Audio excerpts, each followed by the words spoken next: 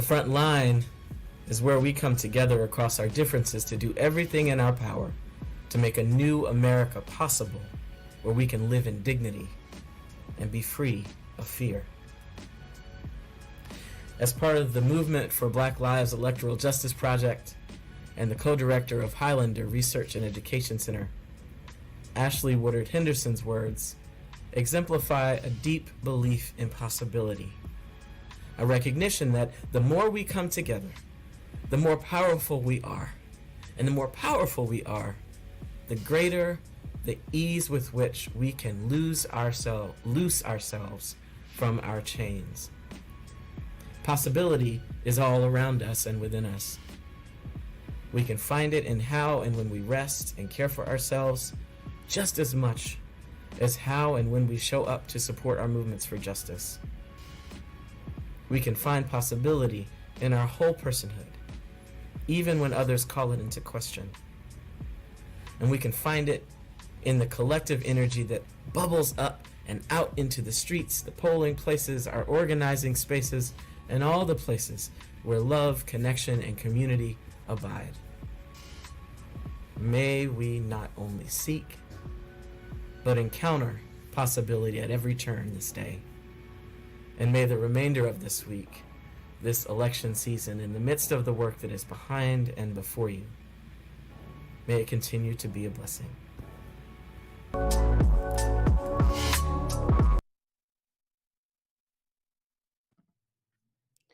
Thank you so much, Reverend Slack, for the affirmation. And we really, really want to say we can't thank you enough for being a friend and a partner of the Frontline. Frontline family, hello, welcome back. If it's your first time, welcome. If you're coming back, we missed you. Reverend Slack kicked us off on an affirmation that everyone will be seeing every day on social media accounts through Election Day. We have a very, very, very dope lineup of folks that have good words of encouragement and love for us as we prepare for this epic, epic day. My name is Tiffany Flowers. I use she, her pronouns. I'm a brown-skinned woman wearing a purple hoodie. I have on purple lips. I have purple nails, and I talk with my hands a lot. And I'm wearing tortoiseshell eyeglasses. I have hair that is locked and in big, juicy, juicy curls. So again, welcome everyone. I'm your host for tonight, and I just want to say I know that you could be anywhere in the world right now, and you're here with us. And the Frontline and the election defenders cannot thank you enough. So who is the Frontline? The Frontline is a joint campaign between the Working Families Party, the Movement for Black Lives Electoral Justice Project, United We Dream, and the Rising Majority. We were born in 2020 after the summer of uprisings as a container for the 27 million of you who said you never protested, you never made a sign, you never called the government, but that summer you did that and so much more. And we took that energy from the streets right into electoral justice. We moved, we won, and we did it together. ASL's interpretation is available on screen throughout the program, and you can find access to simultaneous Spanish interpretation by calling the number on the bottom of your screen. To access captions for this event, click the CC button on your video player. Tonight is just going to be the bomb. I'm really excited to bring so many organizers and people from around the country who are doing this work, y'all. They're going to tell us exactly what's going on. They're going to talk about what they've seen, what they expect, and what we can all do to move forward in our work. But first, it is my joy, it is my pleasure, it is my honor to bring to the stage my colleague and my friend, Angela Peoples, who is the director of the Election Defenders. Angela, take it away, friend. Thank you, Tiffany. Your purple power is definitely coming through today. I appreciate it so much. And thank you all for being here with us. As Tiffany said, we're so happy to have you joining us tonight. My name is Angela Peoples. I use she, her pronouns. I'm a brown-skinned woman with gold glasses and a black trucker election defender hat. I have long black braids, pink lip, and a yellow election defender shirt. So you can see I'm well swagged out.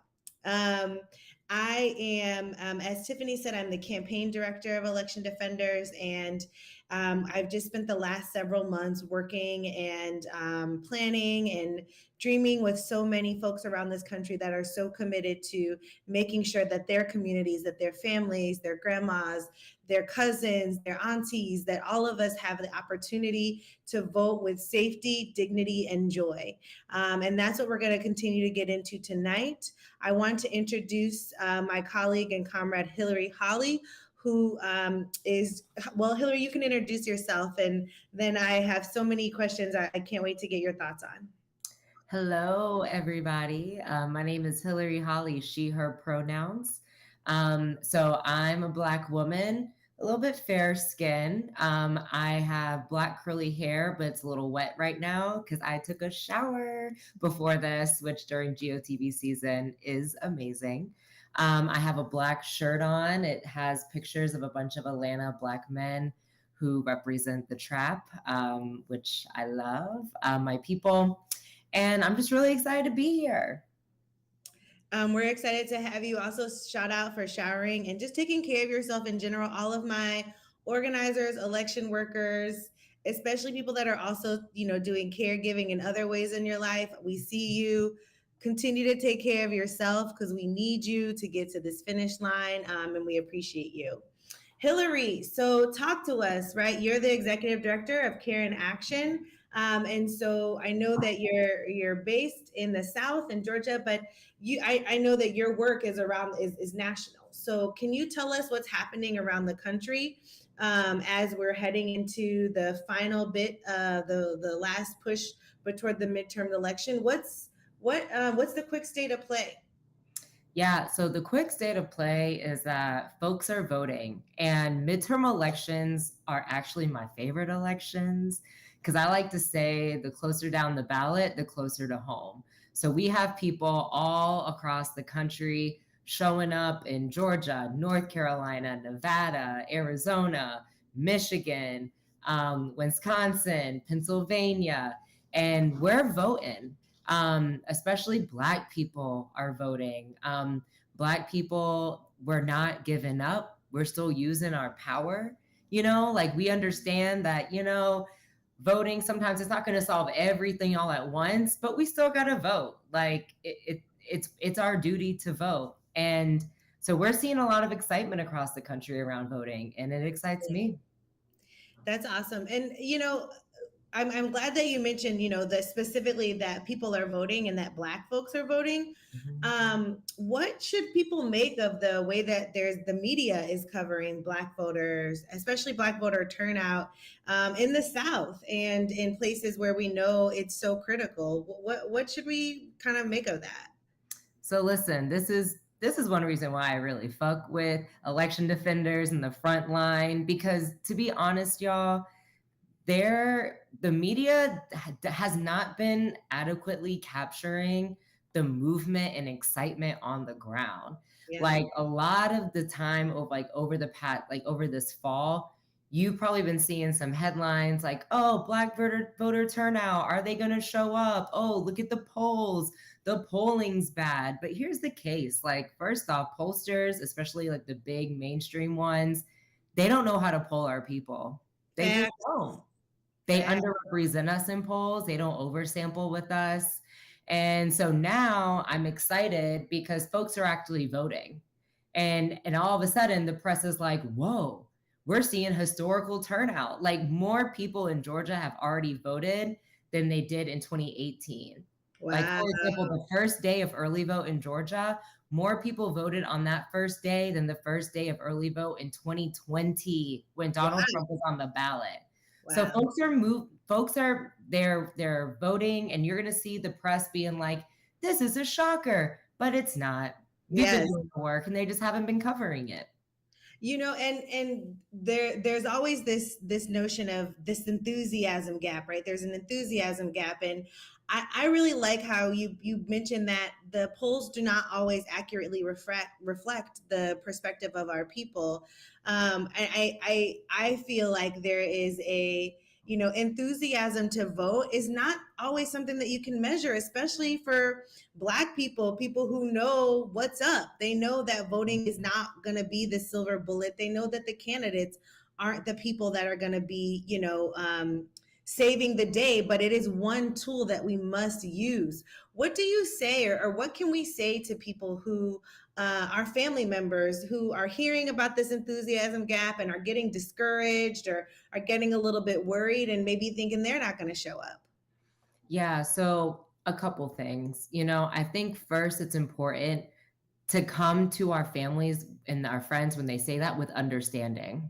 I don't really rock with the shaming and like trying to guilt them into it, because as Black people, we're left behind a lot of times. And a lot of times those feelings are incredibly valid. So one, I always like to validate how they feel. But then two, I always like to ask them, okay, so then what are you concerned about? And then I try to break it down to them. Well, guess what? You get to vote for your school board members. So if you care about the lack of funding to public education, the fact that we can't even really teach Black history anymore to our children, there's someone running for the school board that could actually make that difference. So show up. Or, in Georgia, I'm a Georgia girl, so I'm going to keep using Georgia as an example. But when people are saying, I'm not too sure if it matters, this election in Georgia specifically, and in North Carolina, I think, it's going to come down to like 1,000 votes. Mm-hmm. And when I tell you, like, I threw a big GOTV party the other day with a bunch of like my Black indie kids in Atlanta. And a lot of times they don't really vote, but I had to make a point. If everyone in this room, it was probably like 300 people, we could literally sway the election either way. And the other part I like to tell people is, not only do I want you to vote, I want you to find a movement home. Because when you go vote and it's us, the 300 or 1,000 that makes that difference, I want those 300 to 1,000 people to then go and be like, yo, Stacey, you wouldn't be here without me. Yeah. And so here's what I want you to do. I want the same to happen with Sherry Beasley if she wins, who's running for U.S. Senate. There's 0 Black women in the U.S. Senate right now. She could be the only one, So I always like to, A, validate how people feel. 2, bring it closer to home, connect the dots. But then 3, encourage them to find a movement home. So it's not just voting, but then holding those folks accountable after they show up to the polls. I love that. See, here at Election Defenders in the Frontline, we are very much vote and, okay? We are vote and people all day. We know that this is not a silver bullet, but it is one of the tools that we have to decide the terrain of which we're going to continue to fight for our people on. So Hillary, what can folks do? How can they support your work? How can they find that movement home that you talked about in their community as they're also making their plan to get ready to vote? Yep. So like, sometimes I don't like saying follow us on social media or whatever, but I say that because it actually matters, especially right now. Yes. Because these elections, and y'all are going to learn all about this during the training, but when elections are super, super tight, that's when a lot of disinformation and lies start getting thrown around. That's when people like the right wing might start reaching out to Black folks even more aggressively than they should. So I think it's really critical for everyone to follow my organization on social media. It's Care in Action US, the same for both Instagram and Twitter. You can also follow me on Twitter, Hillary Holley 4. And what we are doing, y'all, we are posting like non-stop because we want to get you updates in real time. And then also stay in touch with the Frontline too. Like me, Angela, Leslie Mack, who's in the back, and Tiffany Flowers, y'all, we text all day, every day. And so follow all of us so you can get the real information, share it with your friends, and then be sure to sign up so you can get emails too. Because like I said, the movement doesn't end after elections. It's only the beginning. Absolutely. And one thing I'll just add, since Hillary did mention the training, and I know folks are going to talk about it a little bit later today, but there's still time to get trained up to be an election defender. We have another training tomorrow at noon. We need every single body that's ready to be a body. These trainings are fun. Shout out to LJ Amsterdam and the whole training team at the Election Defenders. These trainings are so informational. They're fun. Please sign up and join us, and we will get you connected to a organization in your community that can help you be prepared to show up to protect your community and your family and your friends on election day. Hillary, I'm sending you so much love. Continue to take care of yourself. Thank you for everything that you're doing. Thank you for being here with us today. And for all the folks at Care in Action that are in the streets, for being such great partners with the Frontline. Thank you. Love y'all. Love you too, sis. I'm going to pass it back to you, Tiffany. Threats that we were facing in 2020 have only gotten worse, have only gotten more serious, have only gotten more aggressive. And it's going to take all of us to ensure that those that would deny election results, those that are intentionally trying to make it harder for Black folks, for young folks, for Latinx folks, for Indigenous communities to vote, right? Those that are trying to make it harder for us to vote, or even impossible for us to vote in the places where we live. We know that they're organized, and they're not going to stop until they're able to reach their goals. This year, we are not only going to train organizers and activists and volunteers, regular people just like yourselves, to be election defenders, to have skills to care for voters as they're in line, to have skills to be aware of your surroundings and what the potential threats are, and to be mindful of how we're creating a joyful, safe, and a dignified experience for people to vote. Thank you so much, Angela and Hillary. Hillary, we love Care in Action so much. Thanks for being with us.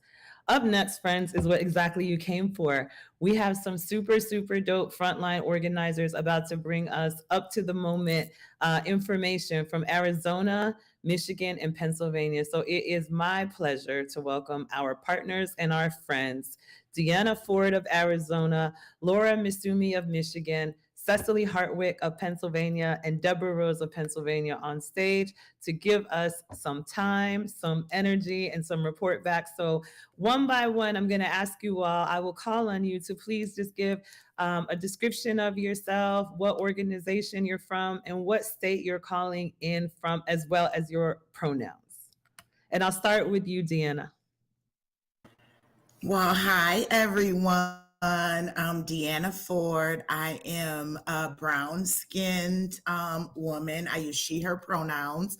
I have Black straight hair with a little bit of gray because I'm getting old.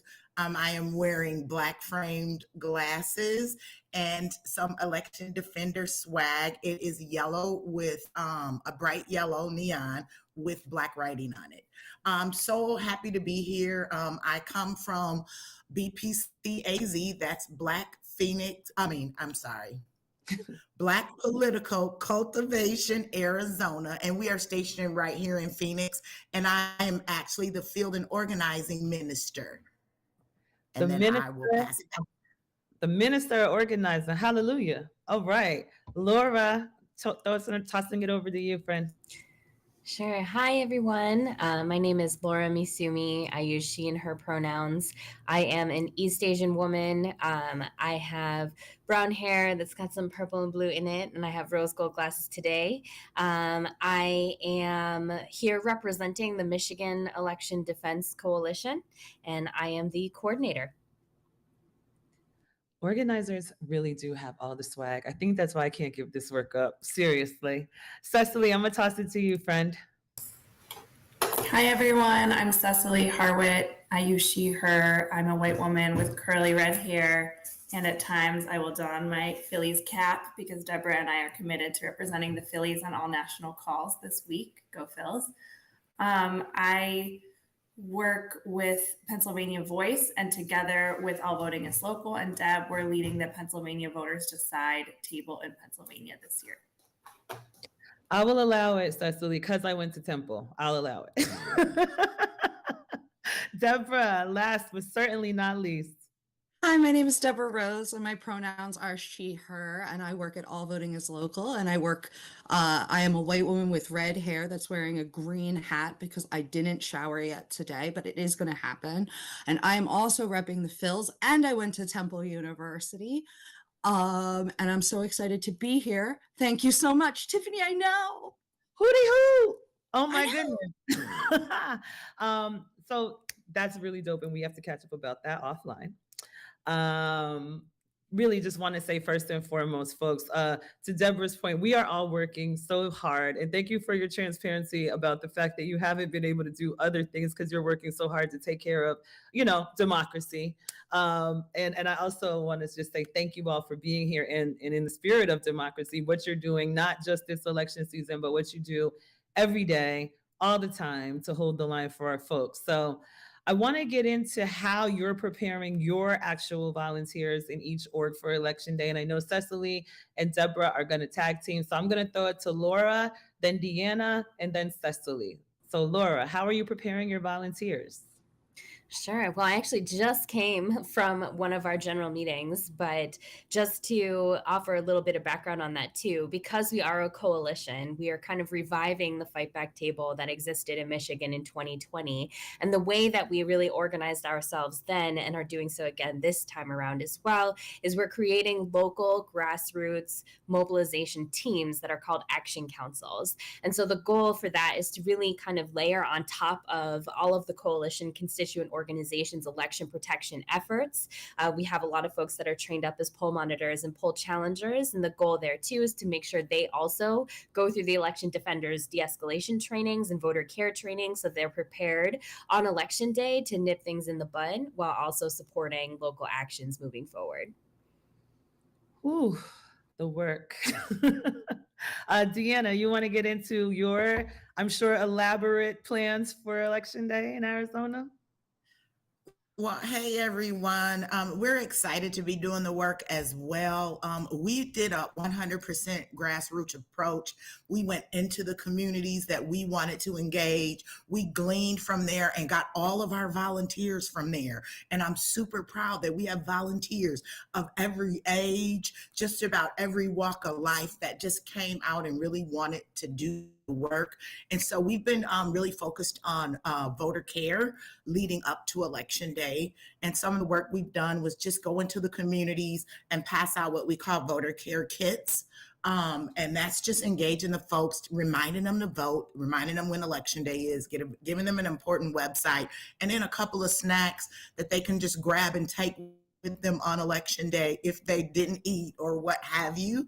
So we've kind of been doing that work, just gearing up, keeping folks engaged. Absolutely had them attend all of the election defenders training on de-escalation. We talk about it all the time, and just kind of keeping each other engaged. When our swag came, our morale went like through the roof. So we have some really cool pictures with the swag.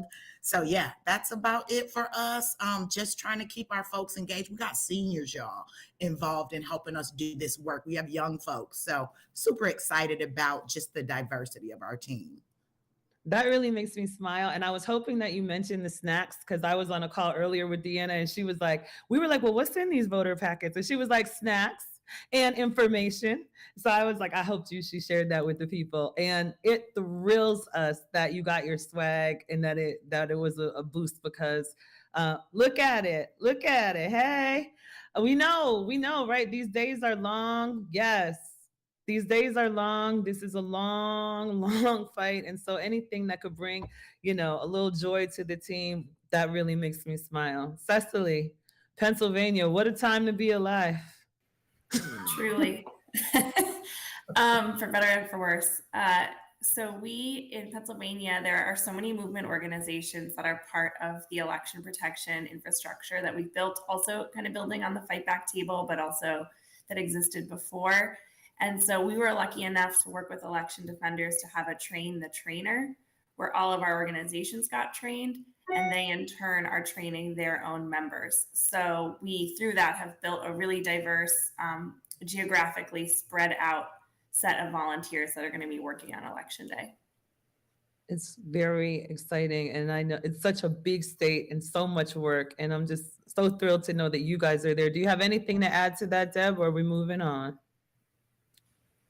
Cecily basically covered it, but I did want to uplift something Laura said, which is that there was so much work done in Pennsylvania that the defenders really helped push forward in 2020 that did allow us to like build off of and is really informing the 2022 work. We also built action councils, Laura, in 2020, and we're rebuilding and reorganizing those structures and figuring out what worked and what didn't. And it's really exciting to be here in 2022 with all this institutional memory from 2020.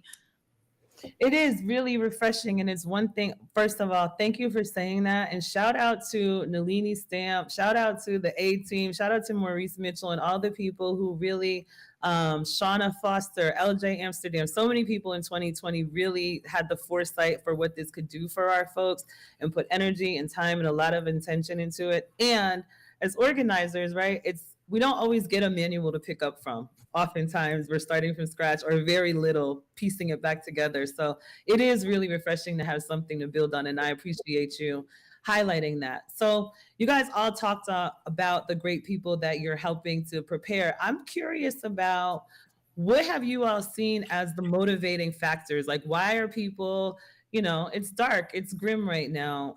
Why did people feel the need to jump back in to the election defender and the election defense fight this year, you think, Laura? Yeah, I think one of the main things that we talk a lot about is really just the moral imperative of the moment. We have a lot of folks where we talk a lot about, election protection doesn't end on election day. And the goal of the defense work is to not only ensure that voters can vote safely, but that their ballot is counted, that those election results are certified, and the folks that the voters elected get to, take office in January. So really for us, it's ownership over the whole process and ensuring that no one can mess with Michigan. That's right. Cecily, what is it in Pennsylvania that you guys are seeing people really be like, I came out because? Well, we have a lot at stake. In our state, we defeated in 2020 a lot of attempts to take down our vote and to keep people from casting their voice. And this time we know that we're not going to let that happen again. We did it before, we're going to do it again. And people feel really motivated to show again that that every vote counts. And that it doesn't matter how many insurrectionists you can put on a bus. We are, especially here in Philly, where Deb and I both are, we're going to make sure that our votes count, but all over the state as well. Yeah. Anything to add, Deborah? Yeah, I think Cecily highlights a very important thing that I don't know it's unique to Pennsylvania, but it's certainly what's going on in Pennsylvania, which is in 2020, we saw a lot of attempts to suppress the vote and to subvert elections. And now in 2022, in service of a particular goal. And now in 2022, the local actors who did that work are now further seeking power and further seeking to further subvert the vote. So it really just feels like this, people feel like the fight is ongoing. Like you said, the work never really ends and the fight is long. There's this very interesting, unique moment that's going on in Pennsylvania because we're beating back literally the same attempts at election subversion that we were dealing with in 2020. And they have also learned the lessons of 2020. Oh man, have they. So Deanna, tell us about this wide, broad coalition of elders and youngsters that you've built, and why are they all deciding to work together and come out this year in Arizona? Yeah, sure. Lots of ballot measures are on the ballot this year in Arizona. A lot of them are really, really horrible, couple good ones, but they're ballot measures. For example, there's a ballot measure for us to vote to no longer be able to change Arizona law via ballot measure. So it literally wants us to vote to take our own rights away. And so you'll see all of those kind of things on the ballot this year. And a lot of folks are confused about what is on it. And a lot of people just interested to know what we're kind of, they weren't really connected. So we've done that work of connecting folks in the community that may not be as aware of actually what is on the ballot, and it truly has energized and charged our community. Yeah, that sounds a lot like what Hillary was saying, how we just have to sometimes break it down and make it bite-sized and talk about like very simple cause and effect, right? And here's what you can do, and here's what they can do, but here's our tool to fight, right? And it's so necessary just to take that extra step, have the conversation, be patient with our folks, and we've seen it before, we can actually win. So we've got the volunteers, we've got the infrastructure, we've got the playbook. What are we telling folks in Arizona, in Pennsylvania, in Michigan? What are we telling folks, and what are you all expecting to see? What do you expect to see on Election Day, Cecily? So we've already been seeing voter intimidation all across the state. There's a lot of organized surveillance of people when they try to cast their ballot at a drop box, both from regular people organized by groups like Audit the Vote, and also kind of intimidating law enforcement officials. So we're preparing our defenders to see that, and we're really excited by what we've already seen of how much our people can bring joy. We saw that in 2020 and again now. And so we've been doing dance parties at the drop boxes. We'll be doing them at the polls, and just making sure that people feel safe and connected when they're voting. The joy. I was at the dance party at the convention center, and there were some very, very ominous looking people that were trying to definitely create a vibe there, but it was impossible to be bothered by them with the DJ and the food and the dancing and the electric slide and so if you've never seen it, folks, I encourage you again to get involved with Election Defenders and be a part of it, because you do feel very powerful when you're dancing and laughing and really in a joyous place with lots of other strangers, as opposed to the vibe they're trying to give us. So, Deborah, what about you? Yeah, one of my favorite organizing things that I ever got to do was the convention center dance parties, and Joy to the Polls and the Election Defenders made the safety and the logistics of that very, very possible. And it's like one of my favorite things that I ever got to be a part of. I think that a lot of what we're trying to prepare people for is the true nuts and bolts of how elections work in Pennsylvania now, which is that we won't have election results on election night, but there will be attempts to declare victory, and there will be attempts to declare winners, and that those declarations are not real and cannot be trusted. And we're trying to implore to voters and the press and the media and even elected officials that these results are not coming on election night. Pennsylvania law just does not allow us to know who wins on election night anymore. And I think one of the biggest problems that we have when it comes to election results and election disinformation is this idea that you're going to get to know, that came in the past, that you're going to get to know who won these elections before you go to bed at night. So I think one of the biggest things that we're trying to make sure volunteers understand so they can explain it to voters, and the press understands so that they can explain it to voters, is clear understanding of election timelines, which have wildly shifted since mail-in balloting was instituted in Pennsylvania 2 years ago. Yeah, well, we are all in the same chorus saying that together. That's something I definitely expect on election day. We're not going to get results tonight, and that's okay. That's what we want. We want meticulous time and effort put into counting every vote the most efficient and legally, smartly proven way, right? So we'll lock arms and sing that. We should get on a text chain. And we're telling our folks that too. I mean, really, we have to be prepared, and we actually have to be excited about the fact that we're not getting the results that night, right? Because that means that the process is working exactly the way that it is supposed to, and that's how we get the results that we want, which are the honest and truthful results. Deanna, what is it? What's going to be like in Arizona election day?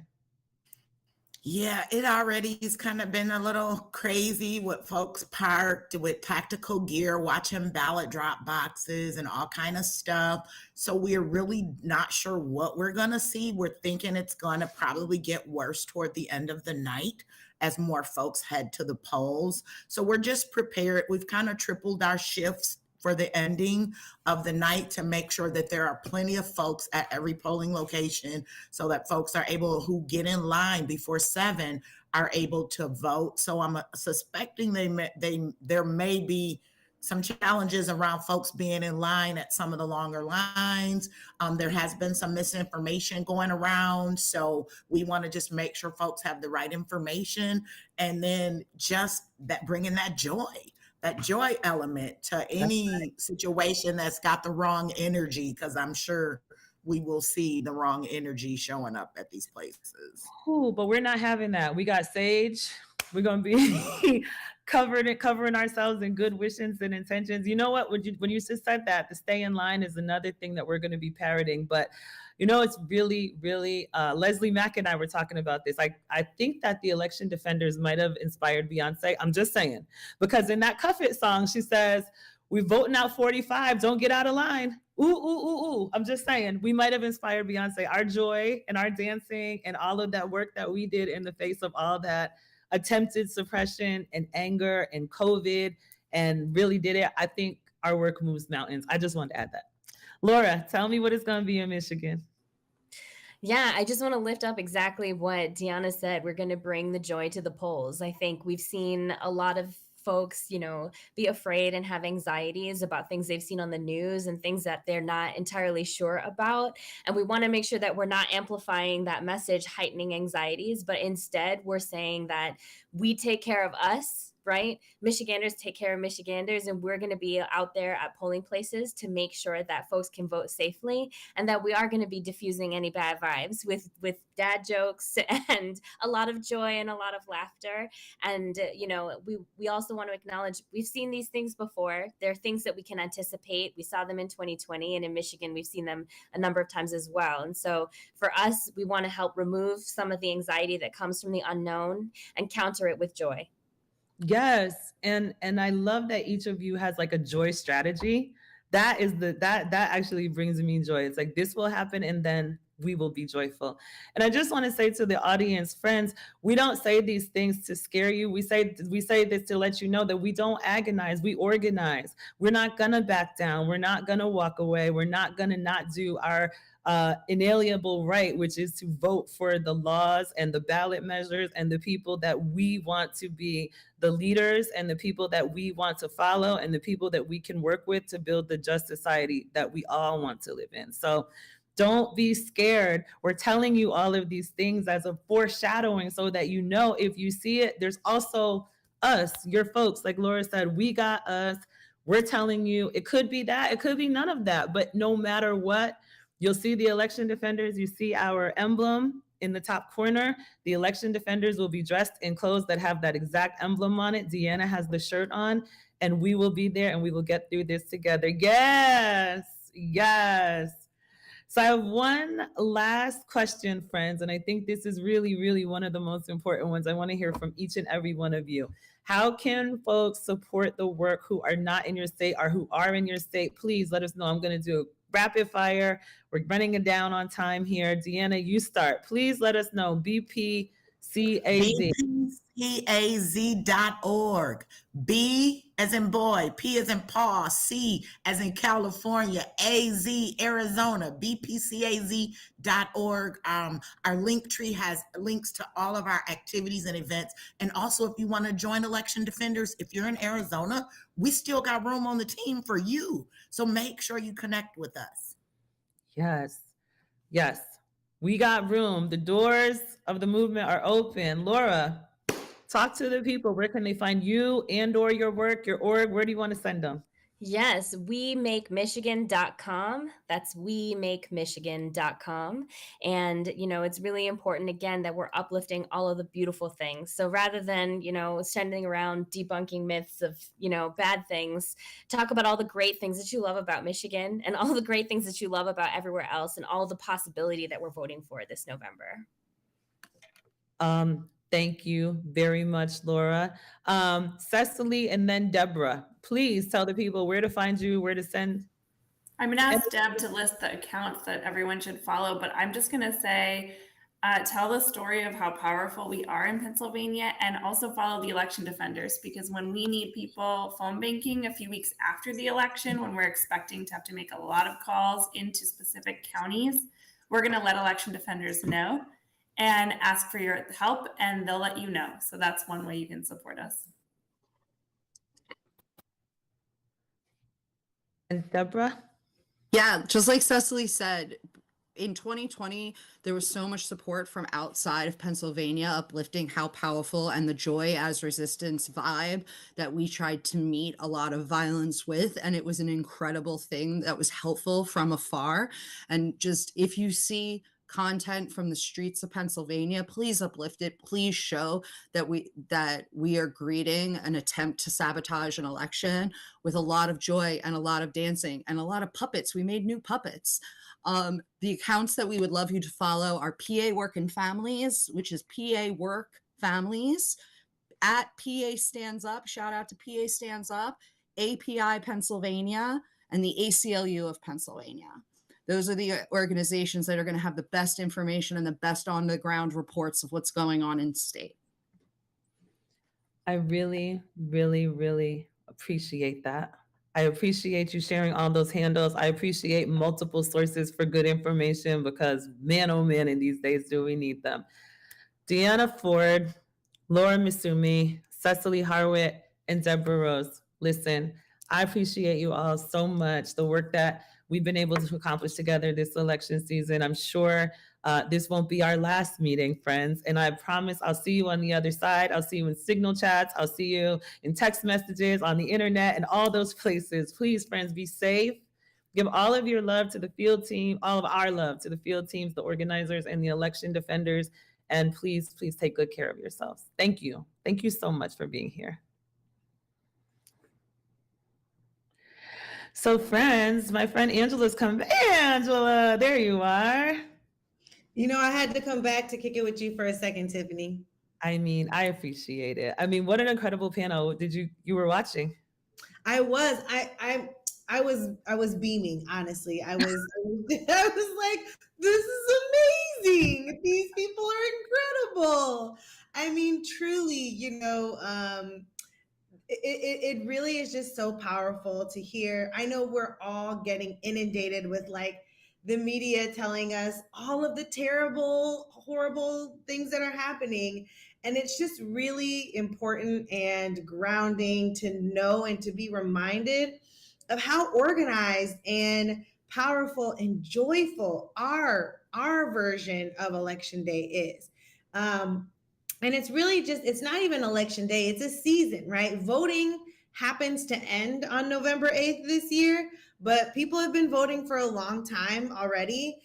People have been working to make voting safe for a long time. And I am just so, I feel reassured. I feel enthusiastic. I feel so grateful for all of the folks that were on this call and the tons and tons of people that have those folks' backs.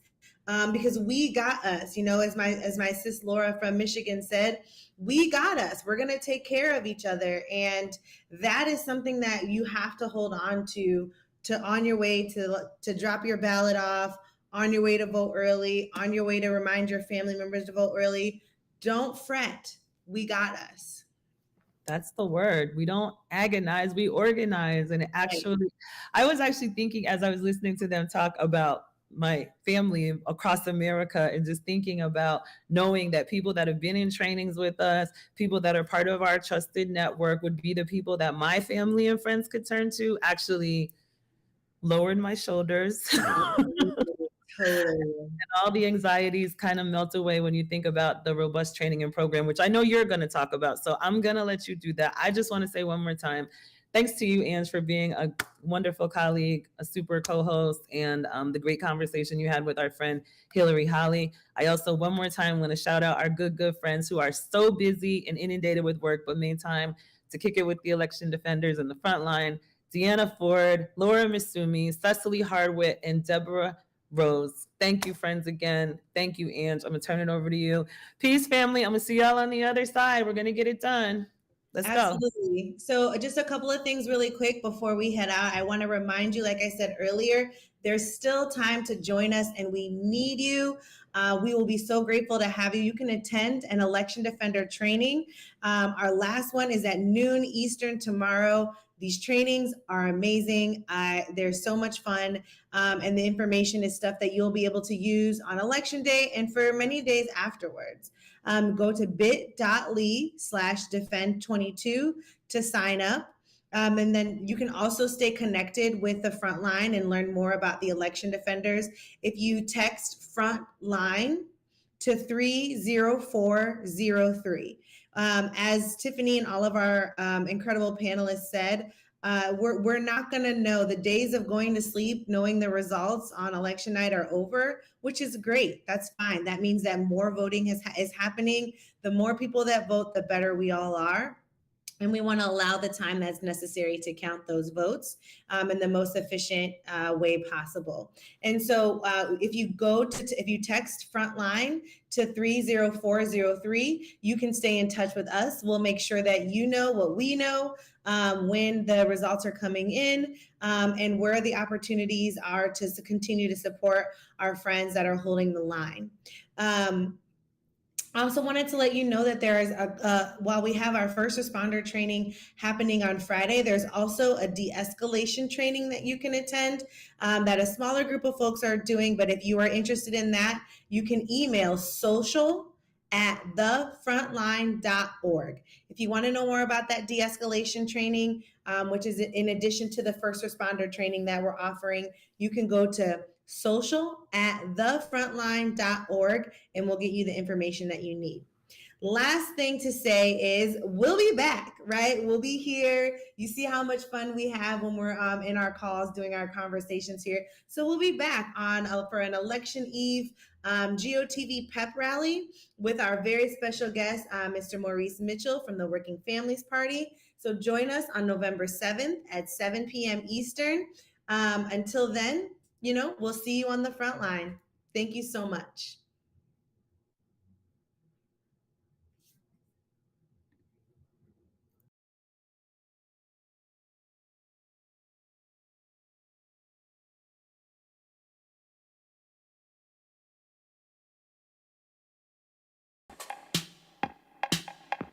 Okay, guys, I'm going over here and get my judging. I got my grown folks hair on. I got my savage clothes on. I'm ready for this damn heat. And I'm ready for these people. Because I'm going to vote. Come on, come on, come on. Don't you want to vote? Come on, come on, come on. Don't you want to vote? Come on, come on, come on. Don't you want to vote?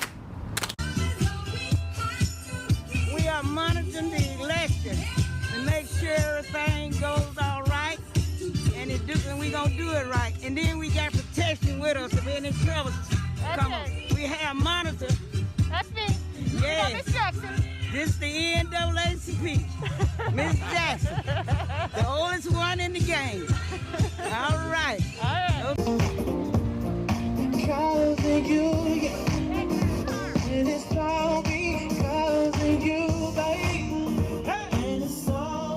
I've already told all my friends and family to vote, and now I'm out here making sure that the people in line to do what they do, their energy is high and their spirits is lifted so that we can get our voices heard. We cannot complain about what's wrong if we're not going to do nothing about it. We have the power, we have voices, and people are actually listening at this point.